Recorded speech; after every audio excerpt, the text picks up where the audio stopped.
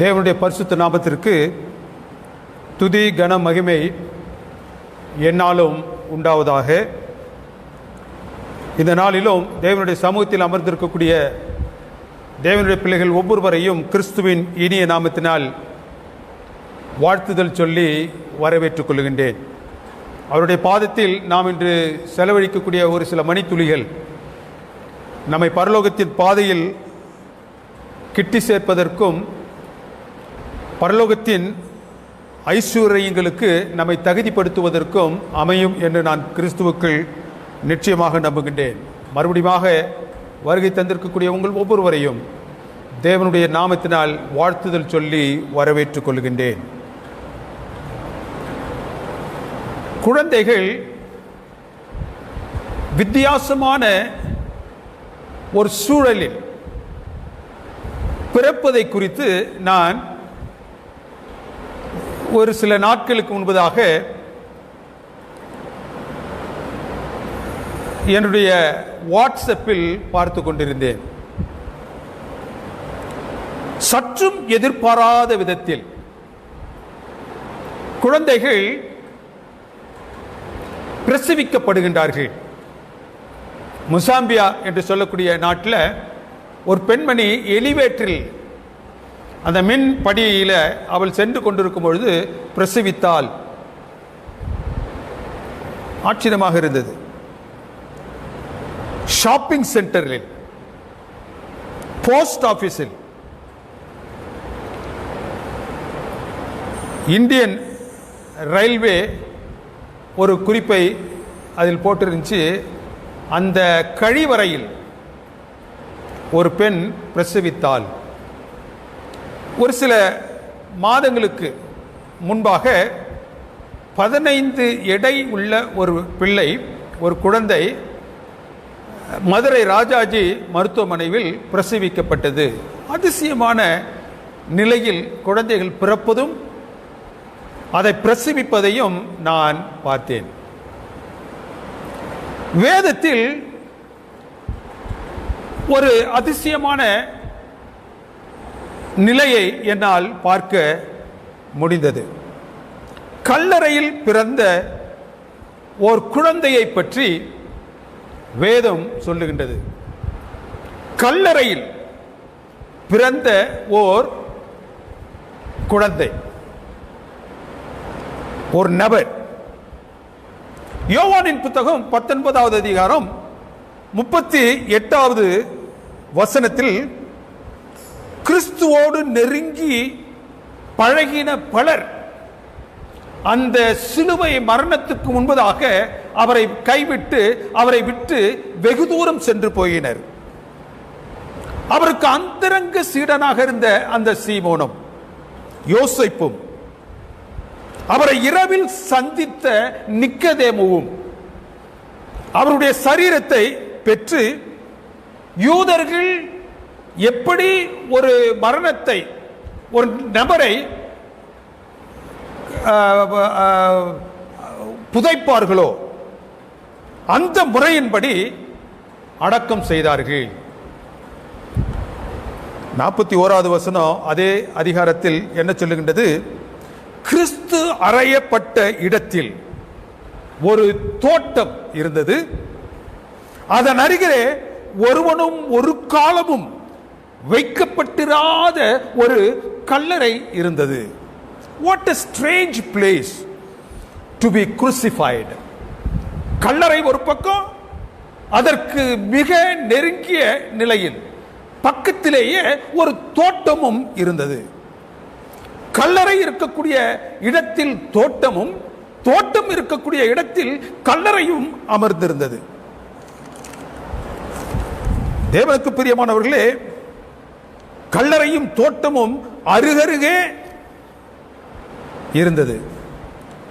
நான் இதை சிந்தித்துக் கொண்டிருக்கும் பொழுது, தியானித்துக் கொண்டிருக்கும் பொழுது, கண்டிப்பாக இதில் ஏதோ ஒரு கருகலான சத்தியத்தை தேவன் இன்றைக்கு உங்களுக்கும் எனக்கும் வைத்திருக்கின்றார் என்பதை நான் புரிந்து கொண்டேன். ஏதேனில் தேவன் மனிதனை படைத்து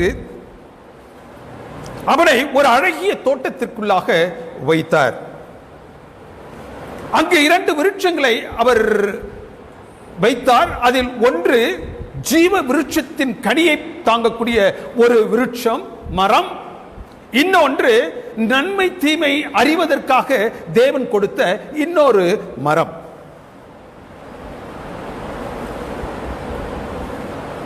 மனிதன் பாவம் செய்த மாத்திரத்தில் தேவன் என்ன செய்தார்? அந்த மனிதனை அந்த தோட்டத்திலிருந்து தூக்கி வெளியில் எறிந்து விட்டார்.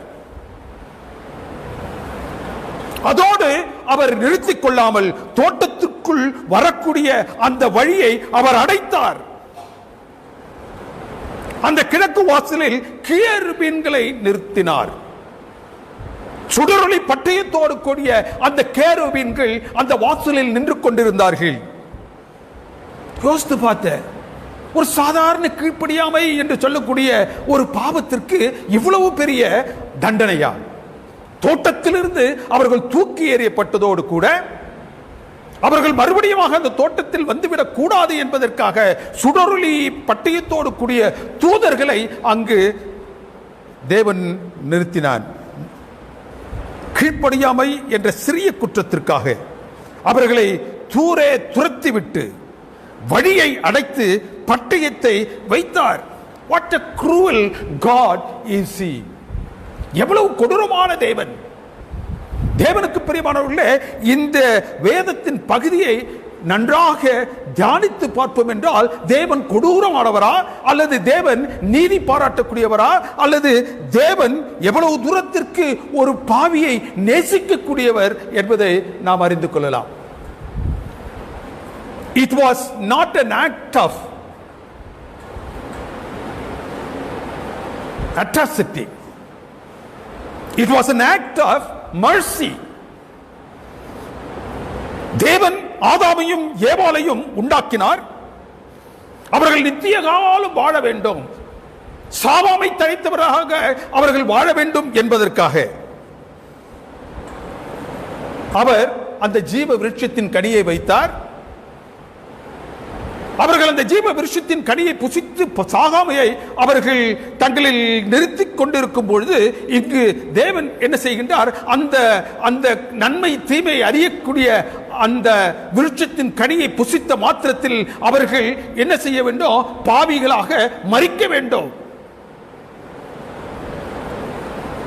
ஒருவேளை அவர்கள் அந்த விருட்சத்தின் கனியை புசித்து பாவிகளாக ஆகிய பின்னர் அவர்கள் மறுபடியும் வந்து அந்த ஜீவ விருட்சத்தின் கனியை புசிப்பார்கள் என்றால் அவர்கள் யுகநெடுகிலும் பாவிகளாகவே நித்திய ஜீவனை பெற்றவர்களாக பாவிகளாக நித்தியமாக அவர்கள் ஆகிவிடக் கூடாதே என்பதற்காக தேவன் என்ன செய்தார்? அவர்களை அங்கு வெளியில், தோட்டத்திற்கு வெளியில் தள்ளி அந்த வாசலில் சுடரொளி பட்டயத்தை ஏந்தி கொண்டிருக்கக்கூடிய தூதர்களை அவர் அங்கு நிறுத்தினார்.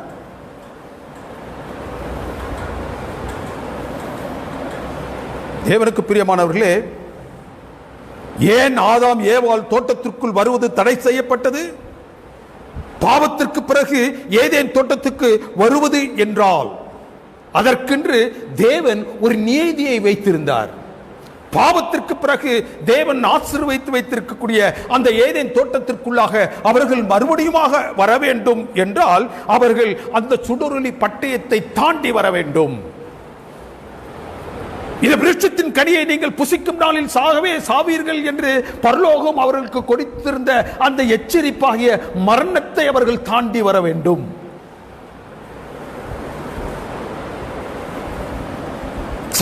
பாவத்தின் சம்பளமாகிய மரணத்தை அவர்கள் என்ன செய்யணும்? கடந்து வர வேண்டும்.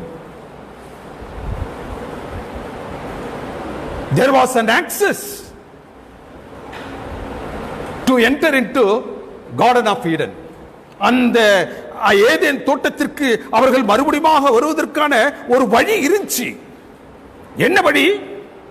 மரணத்தை சந்தித்து வரணும், சுடரொளி பட்டயத்தை அவர்கள் தாண்டி வர வேண்டும். தேவனுக்கு பிரியமானவர்களே, அந்த வழியில் வைக்கப்பட்டிருந்த பட்டயத்தை, மரணத்தை கடந்துத்தான் வர வேண்டும். பாவ மனிதன் பாவத்திற்காக என்ன செய்ய முடியாது? மரிக்க முடியாது. அதே போன்று பரிசுத்தமான தேவன் பாவியாகவும் மரிக்க முடியாது. God cannot die. And therefore Christ took the form of human. கர்த்தராகிய இயேசு கிறிஸ்து ஏன் இந்த உலகத்தில் மனு அவதாரம் எடுத்து வந்தார் என்றால், அந்த பாவத்தை அவர் சுமந்து, அந்த பாவம் அவருக்கு முன்னதாக வைத்திருக்கக்கூடிய மரணத்தை அவர் சந்தித்து, இந்த பாவத்தில் இருந்து ஒரு அந்த மனிதனை தூக்குவதற்கும் மறுபடியும் அந்த ஏதேனுக்குள்ளாக செல்வதற்கான ஒரு வாய்ப்பை அவர் பெற்றுத் தருவதற்கும் மனு அவதாரம் எடுத்தார். அந்த மனு ஆதாரம் எடுத்த கர்த்தராகிய இயேசு கிறிஸ்து மாத்திரமே இப்பொழுது என்ன செய்ய முடியும்? அந்த ஏதேனில் நிற்க வைக்கப்பட்டிருக்கக்கூடிய அந்த சுடரொளி பட்டயத்தை தாண்டி, அந்த கேருபீன்களை தாண்டி, அந்த மரணத்தை தாண்டி அவரால் மாத்திரமே என்ன செய்ய முடியும்? போக முடியும். எனவே தான் அந்த கொல்கொதாவிற்கு அருகிலேயே கர்த்தராகிய இயேசு கிறிஸ்து மரித்து அடக்கம் செய்யப்பட்டு எழுந்து தோட்டத்துக்கு செல்வதற்கான ஒரு சூழலை அங்கு வச்சிருந்துச்சு. கொல்கதாவுக்கு அருகிலேயே கல்லறை இருந்துச்சு. என்ன இருந்துச்சு? தோட்டமும் இருந்துச்சு. There was a grave and garden. ஏனென்றால் அவர் ஒருவர் மாத்திரமே அந்த தோட்டத்திற்குள்ளாக செல்ல முடியும். அவர் மாத்திரமே மரணத்தை வென்று பட்டயத்தை கடந்து அவர் ஒருவர் மாத்திரம் தான் செய்ய முடியும், உள்ளே செல்ல முடியும். எனவே தான் அந்த கிறிஸ்துவினுடைய மரணத்தின் பொழுது கல்லறையும் தோட்டமும் ஒன்றாக இருந்துச்சு. கிறிஸ்துவாகிய தோட்டக்காரன் மாத்திரமே உள்ள செல்ல முடியும். ஆதியிலே தேவன் ஆதாமை படைத்தார், தன் சாயலில் படைத்தார். வேதம் சொல்லுகின்றது.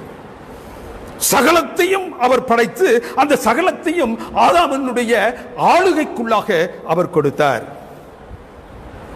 அழகிய தோட்டத்தை ஏதேனை படைத்து அதை பாதுகாக்கும் பொறுப்பை, காக்கும் பொறுப்பை அந்த ஆதாமிற்கு கொடுத்தார். The first profession was given to human was gardening. ஒரு தோட்டக்காரனாக அவனை என்ன செஞ்சாரு? ஏற்படுத்தினார். பாவம் செய்த மாத்திரத்தில் தானே தோட்டக்காரனாகிய ஆதாமை தோட்டத்தை விட்டு அவர் தூக்கி எறிந்தார். தூக்கி எறிந்த ஒரு சில நாட்களில் அவர் என்ன செய்யறாரு? மறுபடியும் வந்து தோட்டத்தை பார்க்கிறாரு. தோட்டம் மிகவும் சோகமாகவும் கலை அற்றும் எந்த விதமான சந்தோஷமும் இல்லாத ஒரு நிலையில அந்த தோட்டம் காணப்பட்டபடியினால் அவர் இன்னொரு தோட்டக்காரனை,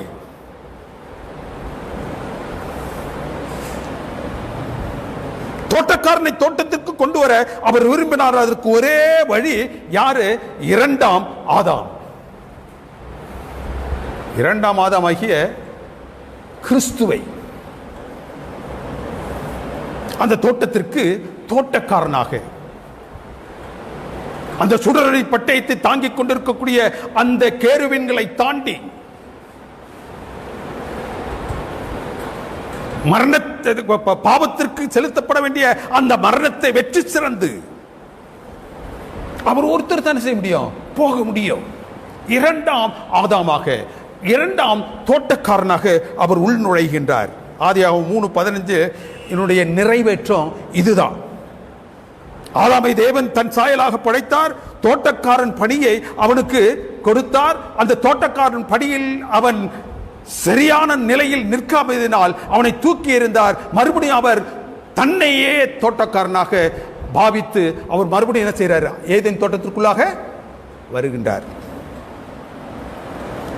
அவர் தோட்டக்காரனாக கிழக்கு வாசலில் இருந்த பட்டயத்தை கடந்து செல்கிறார். மரணத்தை வெற்றி சிறந்து தோட்டத்திற்குள் செல்ல வேண்டும். எனவே தான் கர்த்தராகிய இயேசு கிறிஸ்து மரித்து அடக்கம் செய்யப்பட்ட அந்த இடத்தில் தானே கல்லறைக்கு அருகாமையில் தோட்டத்தை பரலோகம் வைத்தது. அவர் உயிர்த்தெழுந்த உடனே என்ன செஞ்சாரா? உயிர்த்தெழுந்த உடனே தோட்டக்காரனை போன்று அவர் கல்லறைக்கு வெளியில் நின்று அவர் என்ன செய்யறாரு? உயிர்த்தெழுந்த உடனே அவர் என்ன செய்யறாரு? நேராக நடந்து செல்கின்றார். எங்க நடந்து செல்கின்றார்? தோட்டத்திற்கு. யோவானின் புத்தகம் 20வது அதிகாரம் 11, 12வது வசனங்கள் என்ன சொல்லுகிறது? கல்லறையின் அருகில் நின்று கொண்டிருந்த மரியாள், அவர் சரீரம் வைக்கப்பட்டிருந்த இடத்துல தலைமாட்டில் ஒரு தூதனோ கால் மாட்டில் ஒரு தூதனோ நின்று கொண்டிருக்கும் பொழுது அவர்களிடத்தில் போய் அவள் புலம்புகின்றாள், என் ஆண்டவரை எடுத்துக்கொண்டு போய்விட்டார்கள், அவரை வைத்த இடத்தை நாங்கள் அறியாமல் தவித்துக் கொண்டிருக்கின்றோம், நீங்கள் அறிவீர்களா? கர்த்தராகிய இயேசு கிறிஸ்துவை மரித்த பிறகு அவர் என்ன செய்கின்றார்? கல்லறையில் தேடிக்கொண்டிருக்கின்றார். அவர் வெளியில் நிற்பதை அவள் அறியவில்லை. அவள் உயிர் தழுவார் என்ற நிலையில் அவள் எதிர்பார்க்கவில்லை. அவரை தோட்டக்காரன் என்று நம்பி, தோட்டக்காரன் என்று அவரை அறிந்து அவரிடத்தில் என்ன செய்றா? பேசுறா. தேவனுக்கு பிரியமானவர்களே, உண்மையிலேயே அவர் தோட்டக்காரன். இரண்டாவதாக ஆதாமிற்கு பிறகு பரலோகம் பாராட்டிய தோட்டக்காரனாக அவர் அங்கு வந்து நிற்கின்றாள் என்பதை அவள் உணரவில்லை. தோட்டத்திற்குள் நுழைய முடியும் என்பதை அவள் உணரவில்லை. கல்லறையின் அருகே உயர்ந்து நின்று கொண்டு இருந்தார் கர்த்தராகிய இயேசு கிறிஸ்து. He was standing near the grave. Resurrection. The word resurrection is a Greek, a compound word. கிரேக்கத்தில் 2 சொற்களை உள்ளடக்கிய ஒரு பதம் தான் resurrection. என்ன அதற்கு அர்த்தம்? ஸ்டாண்ட் அண்ட் அகெயின், மறுபடியும் எழுந்து நில் என்பதுதான் இந்த ரிசரக்ஷன் என்று சொல்லக்கூடிய வார்த்தைக்கான மூலப்பதம். மறுபடியும் எழுந்து நிற்தல். Christ resurrected. Christ stood again. ஆதாம் பாவம் செய்த உடனே விழுந்து போனான். இரண்டாம் ஆதாமாகிய கர்த்தராகிய இயேசு கிறிஸ்து மறுபடியும் அந்த ஆதாம் நிற்க வேண்டிய இடத்துல அவர் நிற்கின்றார். He stands again. And he walked straight to the garden. மரணத்தை வென்று திறவுகோலோடு அந்த பாதாளத்தின் திறவுகோலோடு கர்த்தராகிய இயேசு கிறிஸ்து என்ன செய்கின்றார்? அந்த தோட்டத்திற்கு செல்லுகின்றார். The first gardener was thrown out. The second garden returned. முதலாவது தோட்டக்காரன், முதலாவது ஏதேனை பாதுகாக்க வேண்டும் என்று உத்தரவு பாராட்டப்பட்ட அந்த முதலாவது தோட்டக்காரன் தோற்றான், அவன் தூக்கி எறியப்பட்டான். இரண்டாவது தோட்டக்காரனாக கர்த்தராகிய இயேசு கிறிஸ்து அவர் அந்த மரணத்தை வென்று மறுபடியும் அவர் செல்லுகின்றார். முதல் ஆதாமிற்கு பதில் இரண்டாவது ஆதாமாகிய நான் வந்து விட்டேன். தூக்கி எறியப்பட்ட நிலையில் பரலோகம் பாவிகளை விட்டுவிடவில்லை. உங்களை தூக்கி நிறுத்துவதற்காக நான் மறுபடியும் என்ன செஞ்சிட்டேன்? வந்துட்டேன். ஆதாமுக்கு பதில் இரண்டாம் ஆதாமாகிய நான் வந்துவிட்டேன் என்று உலகத்திற்கு காண்பிப்பதற்காக கர்த்தராகிய இயேசு கிறிஸ்து எழுந்த மாத்திரத்தில் தானே அவர் நேரா அந்த தோட்டத்திற்கு செல்லுகின்றார். தோட்டக்காரனாக இருக்கின்றார். எதை ஆதாம் இழந்தானோ அதை கர்த்தராகிய இயேசு கிறிஸ்து திரும்ப பெற்றார். பாவம் எதை அழித்ததோ அதை கிறிஸ்து திரும்ப பெற்றார். What Adam lost, Jesus regained. What sin destroyed, Jesus restored. இழந்ததை பெற்றார். எந்த இழப்பை ஆதாமால் இந்த உலகம் சந்தித்ததோ அந்த இழப்பில் இருந்து கர்த்தராகிய இயேசு கிறிஸ்து இந்த மனுக்குலத்தை மீட்டார். பாவத்தின் நிமித்தமாக வெளியில் கொண்டு வரப்பட்ட மனுக்குலத்தை மறுபடியும் அவர் உட்செல்ல தயவு பாராட்டினார். தோட்டத்துக்கு வெளியே நம்மை பாவம் கொண்டு போய் விட்டுருச்சு. வெளியில் நின்று கொண்டிருந்த உங்களையும் என்னையும் கர்த்தராகிய இயேசு கிறிஸ்து மறுபடியும் என்ன செஞ்சாரு? உள்ள கொண்டு வந்தார். கொல்கத்தா மலையில ஒரு காட்சி. 2 கல்லர்கள் அவருக்கு இருமருங்கே தொங்கிக் கொண்டிருக்கின்றார்கள். லூக்காவின் புத்தகம் 23 அதிகாரம் 42 43 வசனங்கள் என்ன சொல்லுகின்றது? அதில் ஒருவன் கர்த்தராகிய இயேசு கிறிஸ்துவை பார்த்து, Lord remember me when thou come in thy kingdom. உம்முடைய ராஜ்யத்தில் நீர் வரும்பொழுது என்னை நீர் என்ன செய்யும்? நினைத்துக் கொள்ளும்.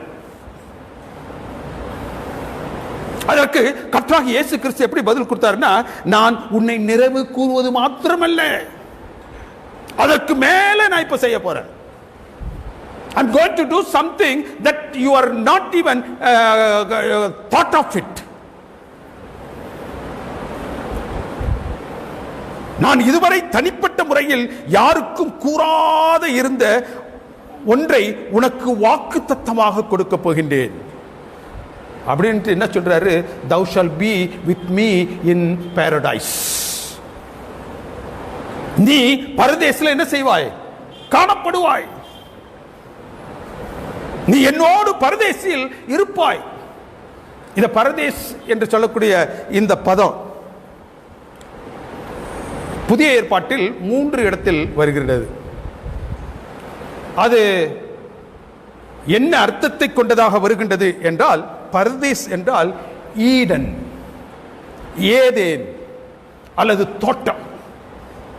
தோட்டம் எப்படி நான் கல்லறையிலிருந்து எழுந்து நேரே தோட்டத்திற்கு அந்த பரதேசுக்கு செல்கின்றேனோ அப்படி நீயும் செல்வாய். இதுவரை நீ உன் பாவத்தை தனியே சுமந்தாய், அதன் தண்டனையை தனியே அனுபவிக்கின்றாய். ஆனால் இன்று நீ என்னோடு இருக்கின்றாய், என்னோடு சிலுவையில் இருந்தாய், என்னோடு மரணத்தில் இருந்தாய், என்னோடு கல்லறையில் இருந்தாய். இப்பொழுது நான் செல்லக்கூடிய அந்த தோட்டத்திற்கு, அந்த பரதேசுக்கு, அந்த பரலோகத்திற்கு நீ என்ன செய்வாய்? நீயும் செல்வாய். எப்படி நான் உயிர் தெழுந்து கல்லறையை விட்டு எழுந்து தோட்டத்தை நோக்கி அந்த பரதேசை நோக்கி நான் செல்கின்றனோ அப்படியே நீயும் என்னோடு செல்வாய். அதைத்தான் அவர் என்ன செய்கிறார்? thou shall be with me in paradise. நீ என்னோடு பரதேசில் இருப்பாய் என்று சொல்ல அவர் சொல்லிய அந்த வாக்கிற்கான அர்த்தம் அதுதான்.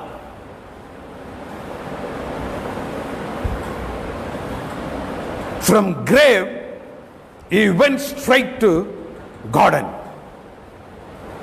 கல்லன் தன்னை குறித்து இனி எனக்கு ஒன்றுமே இல்லை, my future is lost, my hope is diminished, இன்றைய உலகத்தில் எனக்கு ஒன்றுமே இல்லை என்று அவன் நினைத்துக் கொண்டிருந்தவன், எப்பொழுது கர்த்தராகிய இயேசு கிறிஸ்து அவனுக்கு முன்பதாக தோன்றி கர்த்தராகிய இயேசு கிறிஸ்து அவனுக்கு ஒரு நம்பிக்கையை உண்டாக்கினாரோ, உயிர்த்தெழுதலின் நம்பிக்கையை அவனுக்கு பாராட்டினாரோ, அவன் என்ன சொல்றான்? இப்பொழுது மரணமே உன் கூர் எங்கே? பாதாளமே உன் ஜெயம் எங்கே? நான் மரணத்தை எதிர்கொள்வேன். ஏனென்றால் I am not dying alone. I am dying with my Lord. I am dying with my Savior. And Jesus is with me. யார் உயிர்த்தெழுதலாக இருக்கின்றாரோ அவர் என்னோடு இருப்பதினால் மரணமே வா என்று அவன் அதை முத்தமிட்டு அழைத்தான். அவன் கிறிஸ்துவோடு மரிக்கப் போகின்றான், கிறிஸ்துவின் நம்பிக்கையில் மரிக்கின்றான். மரணமே தனக்கு கடைசி நிலை என இதுவரை நினைத்த அவன், death is not an end, it is only a beginning என உற்சாகம் அடைந்தான். My grave shall not be my end, it's only my beginning. என்னுடைய மரணம் எனக்கு இறுதியான கட்டம் அல்ல, அந்த கட்டத்திலிருந்து நான் என்ன செய்ய போகின்றேன்? எழுந்து ஒரு புதிய வாழ்க்கைக்குள்ளாக நான் செல்ல இருக்கின்றேன். Here is the man who was born in his own grave. இங்கு ஒரு மனிதனை அவனுடைய கல்லறையில் அவன் பிறப்பதாக இந்த வேதத்தின் பகுதி நமக்கு சொல்லுகின்றது. பிறந்தார் கிறிஸ்து. இவர் தன் கல்லறையில் தன் மறு வாழ்வை தொடங்கினார், மறுபடியும் பிறக்கிறார். பாவங்களுக்காக அடிக்கப்பட்ட கர்த்தராகிய இயேசு கிறிஸ்து மரித்து அடக்கம் செய்யப்பட்டு புதிய நபராக எழுந்து தோற்றத்தை நோக்கி அவர் சென்றார். பாவங்களுக்கு மரித்து ஜீவனுக்குள் எழும்புவது, பாவத்திற்கு மரித்து ஜீவனுக்குள் எழும்புவது, இந்த ரெண்டு நிலையம் தேவன் பார்த்தார். இந்த ரெண்டு நிலையும் ஒன்னாக்கணும். பாவத்துக்கு மரித்தலோ ஜீவனுக்குள் எழும்புதலும். பாவத்துக்கு மரித்து ஜீவனுக்குள் எழும்புதல் என்ற ரெண்டு செயல்பாட்டுகளையும் ஒன்னா அவர் நினைச்சாரு, வைத்தார். எதுல வைத்தார்? பாவத்திற்கு மரித்து ஜீவனுக்குள்ளாக எழும்பக்கூடிய அதை ஒரு நியமனத்தில் வைத்தார். அந்த நியமனம் தான் ஞானமுழுக்கு, பாப்டிசம். யோவானின் புத்தகம் 3வது வசனம் என்ன சொல்லுகின்றது? நிக்கோதேமு கிறிஸ்துவினிடத்தில் நான் ரட்சிக்கப்படுவதற்கு என்ன செய்ய வேண்டும்? ஒருவன் மறுபடியும் பிறக்க வேண்டும், இல்லாவிட்டால் அவன் தேவனுடைய ராஜ்யத்தை காண முடியாது என்று தேவன் சொன்னார். நான் எப்படி மறுபடியும் பிறக்க முடியும்? எப்படி நான் என்னுடைய தாயின் வயிற்றில் மறுபடியும் போக முடியும்? இப்பொழுது தான் கிறிஸ்து அந்த தூய நியமனத்தின் உள்ள அர்த்தத்தை, பரலோகம் கொடுக்கக்கூடிய அந்த சத்தியத்தை அவனுக்கு போதித்தார். ஒருவன் ஜலத்தினாலும் ஆவியினாலும் பிறக்க வேண்டும், பாவத்துக்கு மரித்து கிறிஸ்துவுக்குள்ளாக புதிய ஜீவன் பெற்று எழ வேண்டும். இதுதான் ஞானஸ்தானம். இந்த ஞானமுழுக்கு என்று சொல்லக்கூடிய இந்த நியமனம் தான் நம்மை மற்ற மதத்திலிருந்தும் மற்ற பிரிவுகளில் இருந்தும் வேறுபடுத்தி காட்டி நாம் தேவனுடைய பிள்ளைகள் பரலோகத்திற்காக வாழ்ந்து கொண்டு இருப்பவர்கள் என்பதை சொல்லக்கூடிய ஒரு தூய நியமனம்.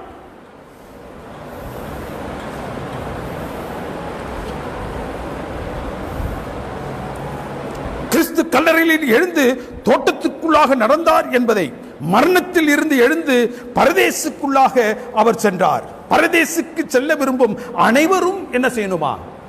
அந்த தோட்டத்திற்குள்ளாக செல்ல வேண்டும் என்று ஆசிக்கக்கூடிய அனைவரும் எந்த ஒரு நியமனத்தை தேவன் நமக்கு பாராட்டி இருக்கின்றாரோ அந்த நியமனத்தின் வழியாக பாவத்திற்கு மரித்து கிறிஸ்துக்குள்ளாக எழக்கூடிய ஒரு நிலை. மறுபிறப்பின் அனுபவத்தை ஒருவன் கண்டிப்பாக பெற வேண்டும். Whosoever born into this world should be born again. They must have the experience of new born. இதைத்தான் கிறிஸ்து நிக்கோதேமுவிடம் அவர் வலியுறுத்தினார். நீரில் இருந்து நீ எழ வேண்டும். ஞானமுழுக்கு என்றால் என்ன? You must rise from waters. நீரில் இருந்து நீ என்ன செய்யணும்? எழணும். பிரெக்னன்சியை பற்றி பார்த்த கர்ப்பகால பெண் மூலமாக ஒரு முக்கியமான ஒரு சத்தியத்தை தேவன் இந்த திருச்சபை குடும்பத்திற்கு வைத்திருக்கின்றார். என்ன சத்தியம்? கர்ப்பத்திற்கு சரீரத்தில் தண்ணீர் என்பது மிகவும் அவசியம். the water substance. ஏன்? இந்த ஃபீட்டஸுக்கு உணவு கொண்டு செல்வதற்கு, அந்த சிசுவிற்கு, கற்பத்தில் இருக்கக்கூடிய சிசுவிற்கு உணவு எடுத்து செல்வதற்கு என்ன அவசியம்? தண்ணீர் அவசியம். உடல் கழிவுகளை அகற்றுவதற்கு தண்ணீர் அவசியம். இந்த யூரினரி ட்ராக் இன்ஃபெக்ட் ஆகாமல் இருப்பதற்கு தண்ணீர் அவசியம். இந்த குழந்தை ஜீவனோடு உருண்டு பெறல்வதற்கு பனிக்குடம் அவசியம். அந்த பனிக்குடத்தில் நீர் அவசியம். ஒரு குழந்தை பிறக்கும் முன் 2 வலி ஏற்படுகின்றது. முதலாவது வலி பிரசவிக்கப்பட போகின்றது என்று சொல்லக்கூடிய அளவில் அந்த வருத்தத்தை உடலில் ஏற்படுத்தி பிரசவிக்காமல் போவது, ஃபால்ஸ் பெயின் என்று சொல்லுவார்கள். இரண்டாவது வலி கான்ட்ராக்ஷன், சுருக்குதல். அந்த சிஸ்டத்தை அப்படியே சுருக்கி ஒரு வலியை ஏற்படுத்தி அந்த குழந்தையை வெளியில் கொண்டு வருவது. தேவனுக்கு பிரியமானவர்களே, இந்த கான்ட்ராக்ஷன் உண்டான உடனே அந்த அழுத்தம் பனிக்குடத்தை என்ன செய்யுமா? உடைக்கும். அந்த பனிக்குடத்தை உடைத்து அந்த குழந்தை என்ன செய்யும்? வெளியில் வரும். ஆக ஒரு குழந்தை வெளியில் வரணும்னா பனிக்குடம் உடையணும். அவருடைய அந்த செர்விக் யூட்ரஸ் என்ன செய்யணும்? அதற்கு ஒத்துழைக்க வேண்டும். இந்த குழந்தை எப்படி இந்த கான்ட்ராக்ஷன் உண்டாகின்றது என்று ஆராய்ச்சியாளர் சொல்லுகின்றால், இந்த கான்ட்ராக்ஷனை உண்டாக்குவதே எதுதானா? அந்த நீருக்குள் இருக்கக்கூடிய அந்த குழந்தை, அந்த சிசு, அதுதான் என்ன செய்யும்? அந்த கான்ட்ராக்ஷனை, அந்த வலியை, அந்த அழுத்தத்தை அது கொடுத்து அந்த பனிக்குடத்தை உடைத்து நான் பிரசவிக்கப்படுவதற்கு தயாராக விட்டேன் என்று அந்த செர்விக்கு யூட்ரஸுக்கும் சொல்லும். அதை தெரிவிப்பதோ அந்த கான்ட்ராக்ஷனை உண்டாக்குவதோ அந்த குழந்தை தான். அந்த பனிக்குடத்தை உடைப்பதும் அந்த குழந்தை தான். அந்த கான்ட்ராக்ஷனை குழந்தை ஏற்படுத்தும் பொழுதுதான் பிரசவம் ஏற்படுகிறது. ஒரு பாவி தன் பாவத்திலிருந்து வெளியே வர வேண்டும் என்றால் அந்த பாவத்தை குறித்த குற்ற உணர்வு, இந்த கான்ட்ராக்ஷன் இந்த பிள்ளைக்கு இருப்பது போன்று அவனில் ஒரு கன்விக்ஷன், அவனாக வெளியில் வரணும். அவனில் ஏற்படக்கூடிய அந்த உணர்வுகள், பாவ உணர்வுகள் அவனை குத்தி, he must have the conviction.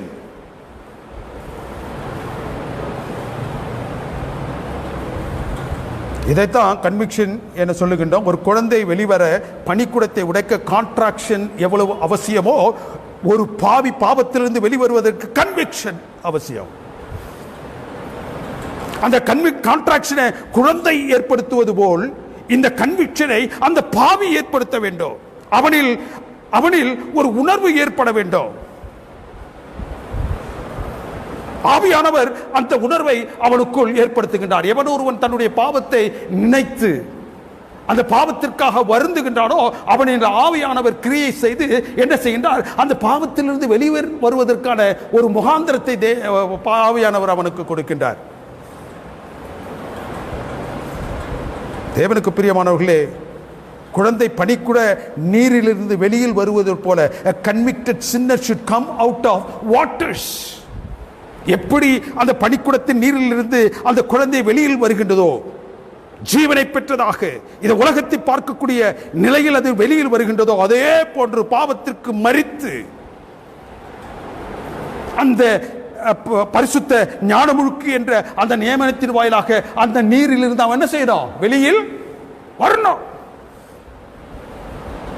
இதுவே இரண்டாவது பிறப்பித்தலின் அனுபவம், செகண்ட் பர்த், மறுபடியும் பிறத்தல். மார்க்குவின் புத்தகம் 16வது அதிகாரம் 16வது வசனம் என்ன சொல்லுகிறது? விசுவாசம் உள்ளவனாக்கி.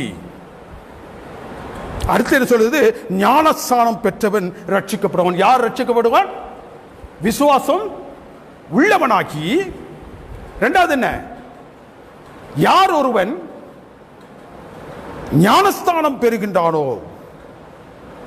ரட்சிக்கப்படுவதற்கு விசுவாசம் மாத்திரம் காரணம் அல்ல. You cannot be saved only by your faith. It should be in action. ரட்சிக்கப்படுவதற்கு நீ விசுவாசித்து ஞான முழுக்கு பெற வேண்டும். இது ரெண்டும் சேர்ந்து தான் என்ன செய்யணும்? ஒரு மனிதனை பாவத்திலிருந்து வெளியில் எடுக்கும். பழைய ஏற்பாட்டின் காலத்தில் ஒரு சடங்கை செய்தார்கள். அந்த சடங்கிற்கு பெயர் மிட்பா. இந்த மிட்பா என்றால் சுத்திகரிப்பு என்று அர்த்தம். மிட்பா என்றால் பழைய ஏற்பாட்டு காலத்தில் என்ன அர்த்தம்? சுத்திகரிப்பு. இந்த சுத்திகரிப்பை செய்வதற்கு விருத்த சேதனம் செய்தார்கள். ஒரு ஆசாரியன் பலியிடப்படும் பொழுது ஆசாரியன் அவனை சுத்திகரித்துக் கொண்டான். He went through the process of mitba. திருமணம் செய்யக்கூடிய தம்பதியினர் மணவாளனுக்காக ஒரு மணவாட்டை காத்திருக்கின்றார் என்றால் அவள் தன்னை சுத்திகரித்து காத்துக் கொண்டிருக்க வேண்டும். மிட்பா கிறிஸ்து காலத்தில் ஒரு பெரிய சடங்காக வலிமை பெற்றிருந்துச்சு. பேப்டிசம் கிறிஸ்து தன் ஊழியத்தை துவங்குவதற்காக இந்த மிட்பாவை நிறைவேற்றுவதற்கு யோர்தானுக்கு சென்றார். தன்னை சுத்திகரித்துக் கொள்வதற்கு அவருக்கு சுத்திகரிப்பு தேவையில்லை, சுத்தமானவர். But still he had to go through the process. அவரை பார்த்த மாத்திரத்தில் யோவான் அவரை கண்டதும் இதோ உலகத்தின் பாவத்தை தீர்க்க வந்த தேவாட்டு குட்டி என்றான். அந்த தேவ ஆட்டு குட்டிக்கு மிட்பா அவசியமாக இருந்துச்சு, சுத்திகரிப்பு அவசியமாக இருந்துச்சு. ஞானமுழுக்கு கிறிஸ்துவுக்கு மாத்திரமல்ல, தேவனுடைய சமூகத்தில் தன்னுடைய பாவங்களுக்காக மரித்து கிறிஸ்துவுக்குள் எழும்பி பரத்திற்கு செல்லக்கூடிய, அந்த பரதேசுக்கு செல்லக்கூடிய, அந்த தோட்டத்திற்கு செல்லக்கூடிய எல்லோருக்கும்.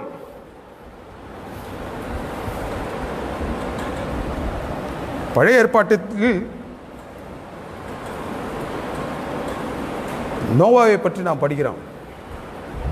நோவாவை பற்றி படிக்கும்பொழுது பேதுரு என்ன சொல்கிறான், 1வது புத்தகத்தில் 1 பேதுரு 3:18-21 மாமிசத்தில் குலையுண்டு ஆவியில் உயிர்ப்பிக்கப்பட்டவர்கள், மாமிசத்தில் மரித்து ஆவியில் உயிர்ப்பிக்கப்பட்டவர்கள் எத்தனை பேர்? 8 பேர். ஜலத்தினால் காக்கப்பட்டவர்கள், அதற்கு ஒப்பான ஞானஸ்தானம் என்று பேதுரு சொல்லுகின்றார். மரித்து பிழைப்பது. 1 பேதுரு 3:18-21 அதை சொல்லக்கூடிய வேதம் 1 கொரிந்தியர் 10வது அதிகாரம் 1-2 வசனங்களில் சொல்றது, இஸ்ரவேலர்கள் கானானிற்கு செல்லும் பொழுது அந்த 6 லட்சம் புருஷர்கள் அவரோடு சேர்ந்த மற்றவர்கள் அனைவரும் என்ன செஞ்சார்களா, ஞானமுழுக்கின் அனுபவத்தை பெற்றவர்களாக அவர்கள் கடந்து சென்றார்கள். மேலே மேக கூட்டம், கீழே கடல் நீர் இருமருங்கே.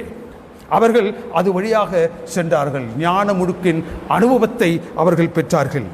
They passed through the waters.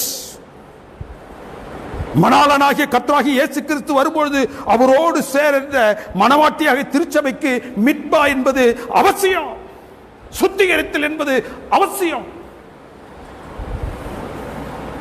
திருச்சபை தன்னை சுத்திகரித்துக் கொண்டு அவரது வருகைக்காக காத்திருக்க வேண்டும். மணவாளனாகிய கிறிஸ்து மணவாட்டியாகிய திருச்சபையோடு இணைவதற்கு எல்லா வேலைகளையும் அவர் செய்துவிட்டார். He has done, he has paid everything. He paid the down payment. பெற்றாத்தால் முடிஞ்சிருச்சு. Only wedding is awaiting. நிச்சயம் முடிந்தது. அவர் கல்யாண விருந்திற்காக என்ன செய்ய போகிறார், அந்த மணவாட்டியை அழைப்பதற்காக வர இருக்கின்றார். அந்த நேரத்தில் இந்த திருச்சபை எப்படி இருக்கணுமா? It should have gone through the process of mitbah.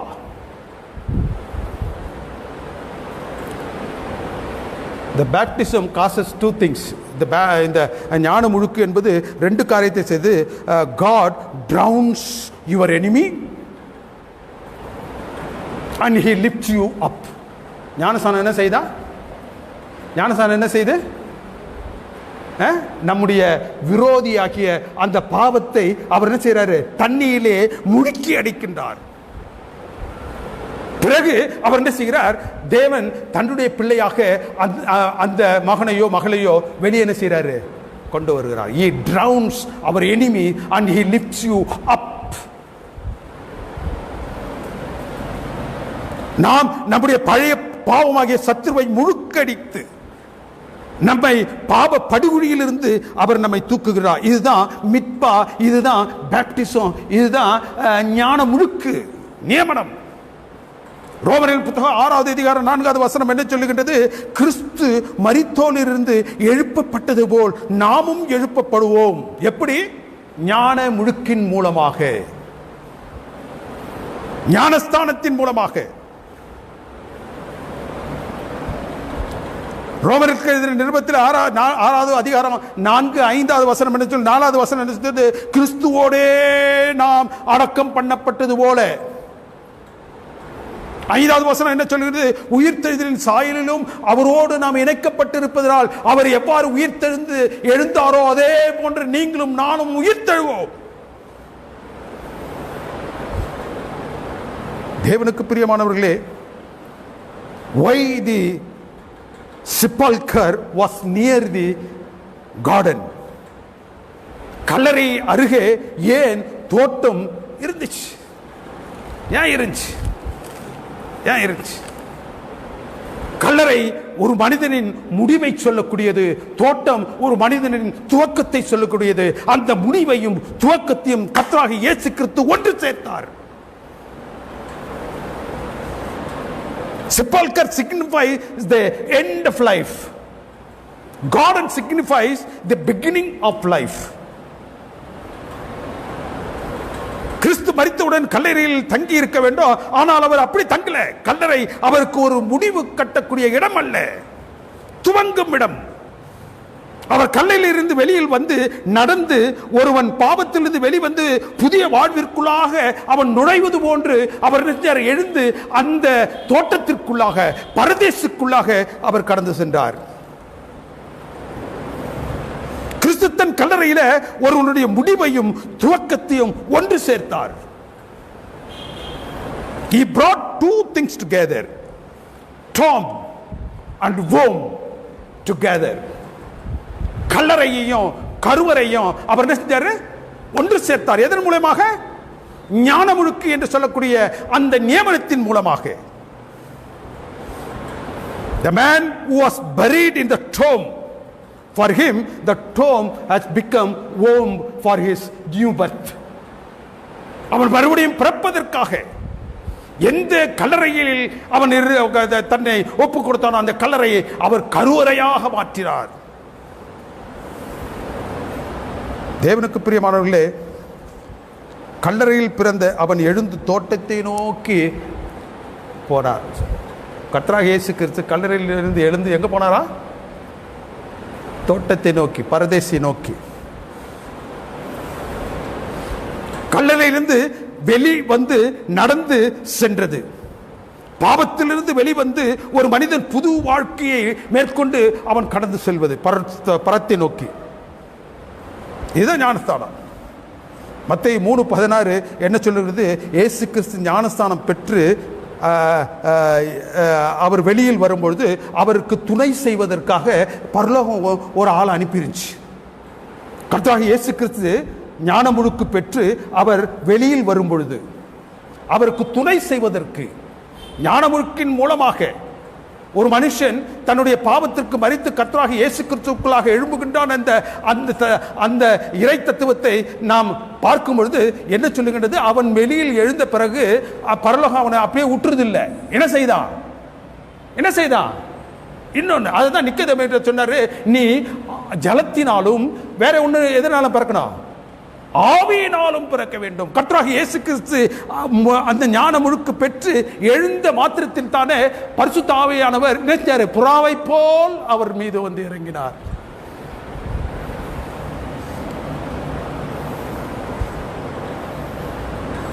யோவானின் புத்தகம் 14வது அதிகாரம் 16வது வசனம் என்ன சொல்றது? உங்களோடு இருக்கும்படியாக நான் ஆவியானவரை என்ன செய்வேன்? அனுப்புவேன்.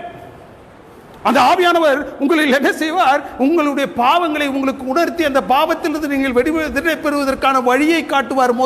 அதுக்கு பிறகு என்ன செய்வார்? அந்த பாவத்திற்கு நீங்கள் மரித்த கர்த்தராகிய இயேசு கிறிஸ்துவுக்குள்ளாக எழுந்து நீங்கள் பரத்தை நோக்கி சென்று கொண்டிருக்கக்கூடிய அந்த நாட்களில் அந்த தேவ ஆவியானவர் உங்களில் தங்கி உங்களை வழிநடத்துவார், அபிஷேகிப்பார். ஞானமுழுக்குக்கு பிறகு நீங்கள் தேவனுடைய சாயலை காத்துக்கொள்ள வேண்டும் என்றால் இந்த தேவ ஆவியானுடைய அனுக்கிரகத்தை நீங்கள் பெற்றிருக்க வேண்டும் என்பதற்காக அந்த ஞானமுழுக்குக்கு பிறகு அவர் நினைச்சாரு, அந்த ஆவியானவரை அனுப்புகிறார். கல்லறையில் மறுபடியும் பிறந்த அவர் எழுந்து தோட்டத்தை நோக்கி அவர் செல்லும் பொழுது ஒரு புதிய ஜீவனோடு உயிர்த்தெழுந்த அனுபவத்தோடு அவர் செல்லும் பொழுது அந்த ஞானஸ்தானம் என்று சொல்லக்கூடிய நியமனத்தின் மூலமாக அவர் செல்லும் பொழுது எந்த தோட்டத்தில் மரணம் சம்பவித்ததோ அங்கே அவர் ஜீவனோடு ஜீவனுக்கு அதிபதியாக சென்றார். அந்த சுடரொளி பட்டயத்தை தட்டினார், மரணத்தை கடந்தார். தோட்டத்துக்கு போனார், பரதேசுக்கு போனார், உயிர்த்தெழுந்த கிறிஸ்துவாக. தேவனுக்கு பிரியமானவர்களே, ஞான முழுக்கிற்கு பிறகு பரிசுத்த ஆவியானவரின் நடத்துதல் அவசியம். பாவங்களை குறித்து கண்டித்து உணர்த்துவது அவர் அவசியம். நம் பாவங்களுக்காக பெருமூச்சுகளோடு தேவனோடு பரிந்து பேசுவதற்கு அவர் அவசியம். பரலோகத்தின் பாதைக்கு நேராக நம்மை வழிநடத்துவதற்கு அவர் அவசியம். To work as comforter, to work as paraclete. இங்க நம்மை ஆறுதல் படுத்துவார், அங்க நமக்கு பரிந்து பேசிக் கொண்டிருப்பார். ஏதாவது ஒரு சம்பவங்கள் நிகழ்ந்து நீங்கள் துவண்டு போகிற நிலையில் இருக்கும் பொழுது அந்த பரிசுத்த ஆண்டவர் உங்களுடைய மனதில் பேசி உங்களை ஆறுதல் பட செய்வார். He will comfort you here and he will intercede there up. மேலையும் அவர் என்ன செய்வார்? தன்னுடைய கடமை செய்வார். நம்மோடும் அவர் தன்னுடைய கடமை செய்வார். ஆகவே தான் நீ ஒரு புதிய அனுபவத்தில் நீ உன்னுடைய பாவத்திற்கு மறித்து கர்த்தராகிய இயேசு கிறிஸ்துவுக்குள்ளாக எழும்பி நீ ஒரு புதிய பாதையை பரத்தை நோக்கி சென்று கொண்டிருக்கும் பொழுது இந்த ரெண்டு காரியங்களும் ஒருவரால் செய்யப்பட வேண்டும். அது பரிசுத்த ஆவியானவரால் மாத்திரம். கர்த்தராகிய இயேசு கிறிஸ்துவினால் நாம் ஜீவனை பெற்றோம். பரிசுத்த ஆவியானவரால் நாம் பரத்திற்கு நேராக வழிநடத்தப்படுகின்றோம். மணவாளனாகிய கர்த்தராகிய இயேசு கிறிஸ்து வரப்போகின்றார். ஆகவே மணவாட்டியாகிய திருச்சபையாகிய நீங்களும் நானும் என்ன செய்யணும்? சுத்திகரிக்கப்பட்டவர்களாக அவருடைய வருகைக்காக காத்திருக்கும் கூட்டத்தில் அவருடைய வருகைக்காக நீங்களும் நானும் காத்திருக்க வேண்டும். அந்த காத்திருப்பின் நிலையில நம்மை கரம் பிடித்து அழைத்து செல்லக்கூடியவர் யாரு? பரிசுத்த ஆவியானவர். அதான் வேதம் சொல்லுகின்றது, நீ எந்த பாவத்தையும் செஞ்சாலும் தேவன் மன்னிப்பார். ஆனால் பரிசுத்த ஆவியானவருக்கு விரோதமாக நீ செய்யக்கூடிய பாவம் என்ன செய்யும்? மன்னிக்கப்படாது. ஏனென்றால் அவர் உனக்காக இங்கேயும் பேசுகிறாரு, உங்கள்கிட்டையும் பேசுகிறாரு, உனக்காக என்கிட்டையும் பேசுகிறார். தேவனுக்கு பிரியமானவர்களே, கர்த்தராகிய இயேசு கிறிஸ்து